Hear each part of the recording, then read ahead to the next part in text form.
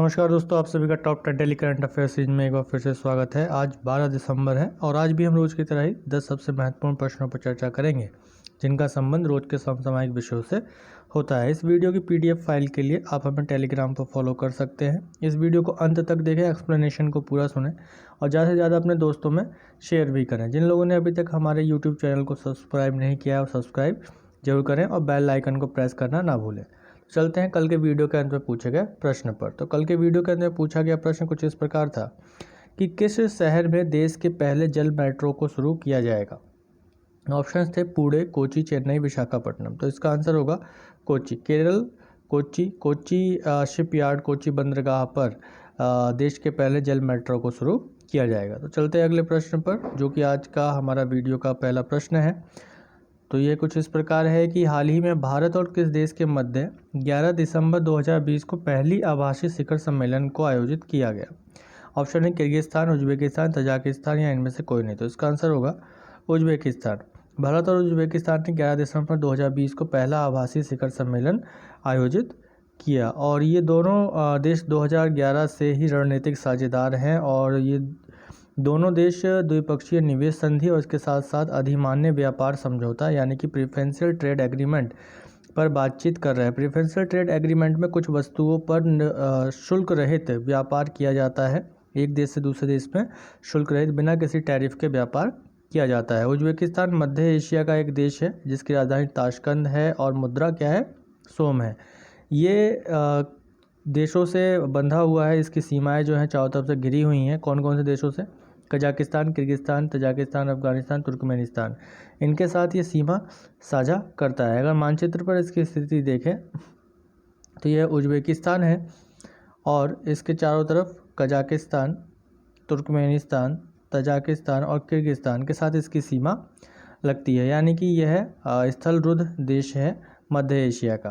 तो चलते हैं अगले प्रश्न पर। अगला प्रश्न है हमारा कि पीएम मोदी ने अंतर्राष्ट्रीय भारती महोत्सव 2020 को संबोधित किया। ऑप्शन है 10 दिसंबर को, 11 दिसंबर को, 12 दिसंबर को, 13 दिसंबर को। इसका आंसर होगा 11 दिसंबर को। तो प्रधानमंत्री नरेंद्र मोदी ने 11 दिसंबर 2020 को अंतर्राष्ट्रीय भारती महोत्सव 2020 को संबोधित किया। ये चेन्नई में राष्ट्रीय कवि या महाकवि सुब्रमण्यम भारती की 138वीं जयंती पर वनाविल संस्कृति द्वारा आयोजित किया गया और इस अवसर पर सेनी विश्वनाथन को भारती पुरस्कार से सम्मानित किया गया। महाकवि सुब्रमण्यम भारती एक महान तमिल लेखकों और कवियों में से एक थे। उन्हें महाकवि भारती के नाम से जाना जाता था।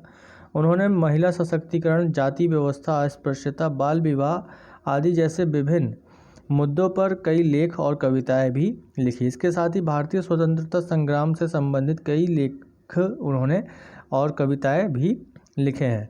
इससे चलते हैं अगले प्रश्न पर। तो अगला प्रश्न है हमारा कि sports person of the year पुरस्कार हाल ही में किसने जीता। ऑप्शन है एला वेनिल, वालारिवन और बजरंग पूनिया, एला वेलिन, वालावीरन और बबीता फोगाट और एला वेनिल, वालावीरन और विजेंद्र सिंह या इनमें से कोई नहीं। तो इसका आंसर होगा ए।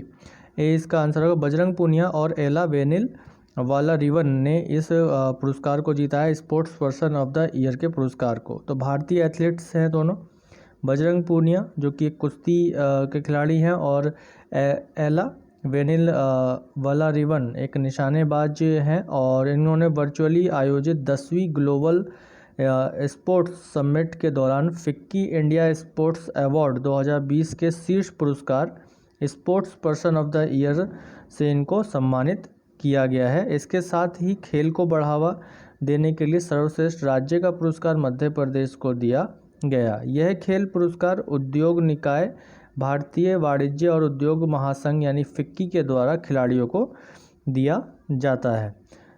तो ये बजरंग पूनिया और एला वेनिल वालारिवन है जिन्हें फिक्की इंडिया स्पोर्ट्स अवार्ड से सम्मानित किया गया है।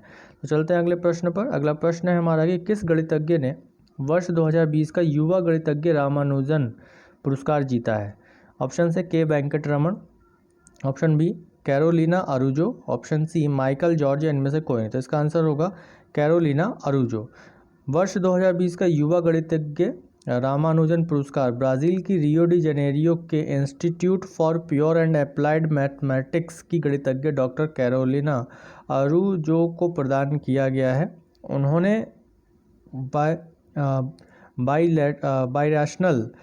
बाइरेशनल ज्यामिति पर केंद्रित होकर कार्य किया है, जिसका उद्देश्य अलजेब्रा प्रकारों की संरचना को वर्गीकृत करना और उनका वर्णन करना इसमें शामिल है। भारत सरकार के विज्ञान और प्रौद्योगिकी विभाग द्वारा वित्त पोषित यह पुरस्कार ICTP और अंतर्राष्ट्रीय गणितीय संघ के सहयोग से विकासशील देशों के बीजीय ज्यामिति के क्षेत्र में काम करने वाले शोधार्थियों को दिया जाता है। ये पहली बार है कि यह पुरस्कार किसी गैर भारतीय महिला को दिया गया है। तो रामानुजन प्राइज़ 2020 किसे मिला है?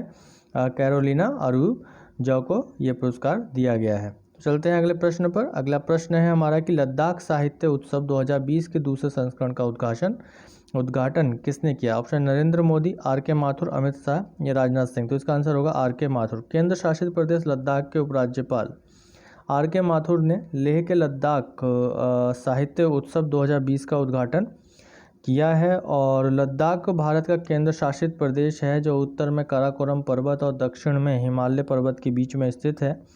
ये भारत के सबसे विरल जनसंख्या वाले भागों में से एक है। लद्दाख को केंद्र शासित प्रदेश के रूप में 31 अक्टूबर 2019 को बनाया गया था। इससे पहले यह जम्मू कश्मीर राज्य का हिस्सा हुआ करता था। तो चलते हैं अगले प्रश्न पर। अगला प्रश्न है हमारा कि केंद्रीय मंत्रिमंडल ने ऐतिहासिक किस वाईफाई योजना को मंजूरी दी है? ऑप्शन है PM पब्लिक, PM वाणी, PM ज्ञान या इनमें से कोई नहीं। तो इसका आंसर होगा PM वाणी। केंद्रीय मंत्रिमंडल ने वायरलेस कनेक्टिविटी को बेहतर बनाने और देश भर में सार्वजनिक स्थानों पर फ्री वायरलेस इंटरनेट पहुंचाने के लिए प्रधानमंत्री वाईफाई एक्सेस नेटवर्क पहल नामक परियोजना की शुरुआत की, यानी कि PM वाणी योजना की शुरुआत की पब्लिक एरियाज़ में वायरलेस इंटरनेट पहुंचाने के लिए, वाईफाई पहुंचाने के लिए। तो अगला प्रश्न है हमारा कि पर्सन ऑफ द ईयर के रूप में टाइम मैगजीन ने किसे मनोनीत किया है? ऑप्शन है नरेंद्र मोदी और Nirmala Sitharaman, option B Joe Biden और Kamala Harris, option C Donald Trump और इवांका ट्रंप, ऑप्शन डी इनमें से कोई नहीं। तो इसका आंसर होगा जो बिडेन और कमला हैरिस। टाइम मैगजीन ने अमेरिका के नवनिर्वाचित राष्ट्रपति और उपराष्ट्रपति को संयुक्त रूप से 2020 का पर्सन ऑफ द ईयर मनोनीत किया गया है। और 2019 का पर्सन ऑफ द ईयर जलवायु संबंधी मुद्दों को लेकर आंदोलन करने वाली स्वीडन की ग्रेटा थर्नबर्ग को चुना गया था। और ये सम्मान पाने वाली सबसे कम आयु की ये विजेता थी, जो 2019 में किसको मिला था? ये ग्रेटा थर्नबर्ग को मिला था, जो कि स्वीडन की निवासी हैं। ये 2020 का जो टाइम मैगजीन का सम्मान जो मिला है वो किसे मिला है? अमेरिका के राष्ट्रपति और उपराष्ट्रपति को संयुक्त रूप से पर्सन ऑफ द ईयर सम्मानित किया गया, जो बिडेन और कमला हैरिस को। पहली बार है कि किसी उपराष्ट्रपति को पर्सन ऑफ द ईयर चुना गया है इस बार। और अमेरिकी बास्केटबॉल खिलाड़ी लेब्रॉन जेम्स को एथलीट ऑफ द ईयर चुना गया है इस मैगजीन के द्वारा। इसके अलावा यदि देखें तो भारत की ओर से महात्मा गांधी पहले व एकमात्र व्यक्ति रहे जिन्हें इस पत्रिका द्वारा 1930 में time of the person year के रूप में चुना गया था। तो चलते हैं अगले प्रश्न पर। अगला प्रश्न है हमारा कि कौन प्रमुख व्यापारिक संगठन फिक्की के नए अध्यक्ष चुने गए?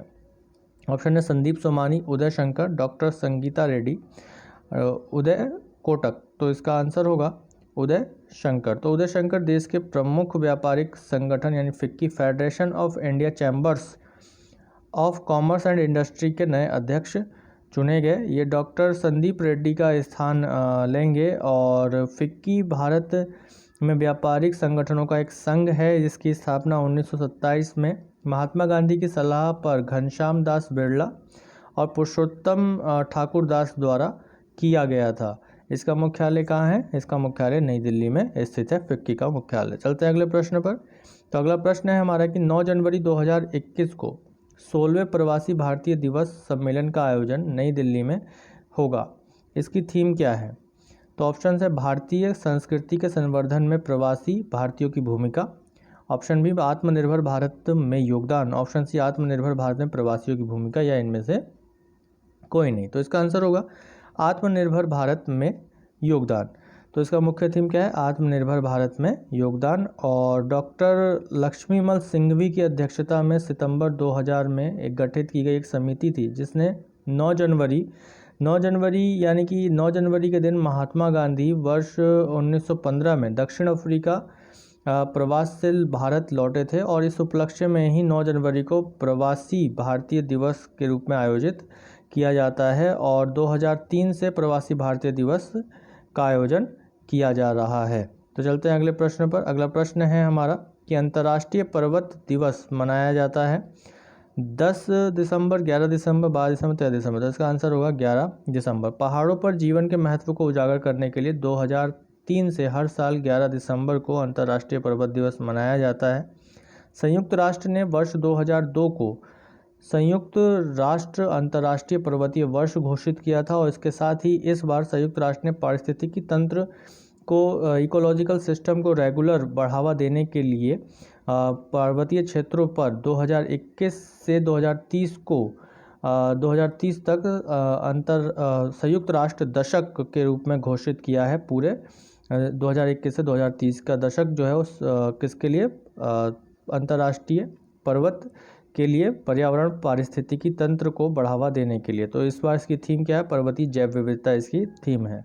तो ये थे हमारे आज के 10 सबसे महत्वपूर्ण प्रश्न। इस वीडियो के अंदर पूछा जाने वाला प्रश्न कुछ इस प्रकार है आपके सामने कि हाल ही में बंगाल की खाड़ी में आए चक्रवात बुरेवी को नाम किस देश के द्वारा दिया गया? ऑप्शन है ईरान, मालदीव, बांग्लादेश, श्रीलंका।